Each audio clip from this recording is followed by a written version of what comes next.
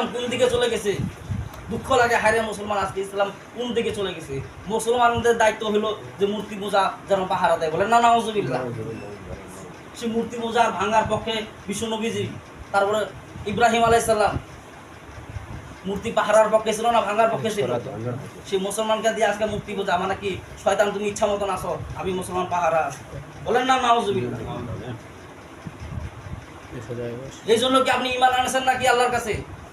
আল্লাহর দরবারকে আপনি এই জন্য ঈমান আনেছেন, আমানতু বিল্লাহি ওয়া মালাইকাতিহি ওয়া কুতুবিহি ওয়া রাসূলি ওয়াল ইয়াউমিল আখিরি ওয়াল কদরি খাইরিহি ওয়া শাররিহি মিনাল্লাহি তাআলা ওয়াল বাসি বাদাল মাউত। আল্লাহু আকবার। আপনি কি এই জন্য ঈমান আনেছেন আল্লাহর প্রতি এবং রাসূলের প্রতি? আল্লাহ তাআলার যদি প্রতি যদি ঈমান আনতেন তাহলে আপনি কেমন করে মূর্তি পাহারা দেন? এটা তো মুসলমানের কাজ না।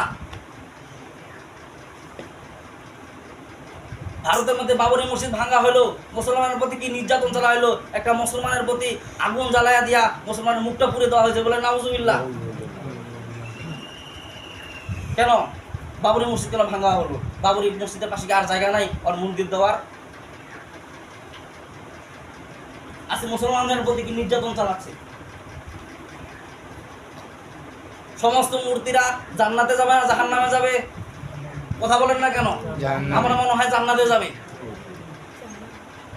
যার কারণে আপনি পাহারা দিচ্ছেন।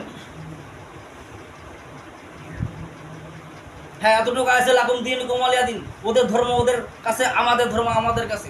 তো এটা তো বলা হয়নি যে আপনি ধর্ম পাহারা দেন।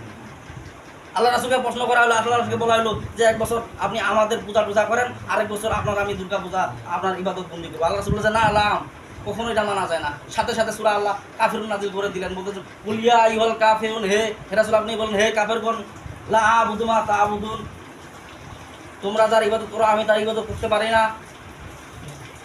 এই কথাটা বারবার দ্বিতীয়বার বলা হয়েছে, লা আবুদু মা তা'বুদুন, দুইবার করে বলছেন, একবার বললেই তো যথেষ্ট হইতো, দুইবার বলার মানেটা কি? তার মানে কি তোমরা যার ইবাদত করো আমি তার ইবাদত করি না, আমি যার ইবাদত করি তোমরা তার ইবাদত।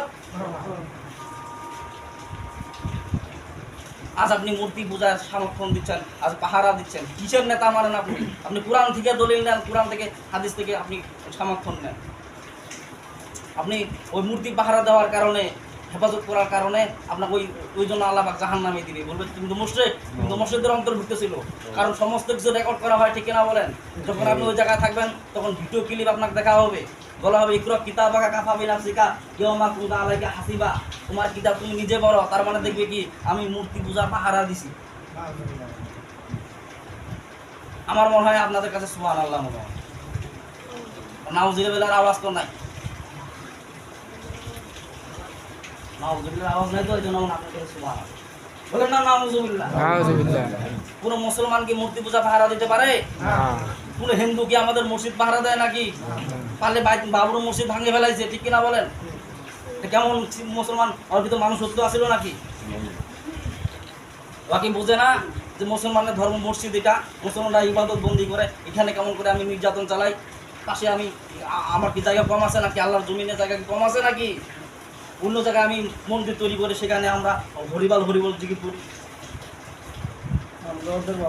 আর হরিবল যদি জিকির করে যদি জান্নাত পাওয়া যেত আমরাও জিকির করতাম। আপনি দেখান একটা দলিল যে হরিবল জিকির করে জান্নাত পাওয়া যাবে, দুর্গা পূজা পাহারা দিয়ে জান্নাত পাওয়া যাবে, একটা দলিল দেখান, আমিও দুর্গা পূজা করব। আপনি কিসের জন্য পাহারা দিচ্ছেন?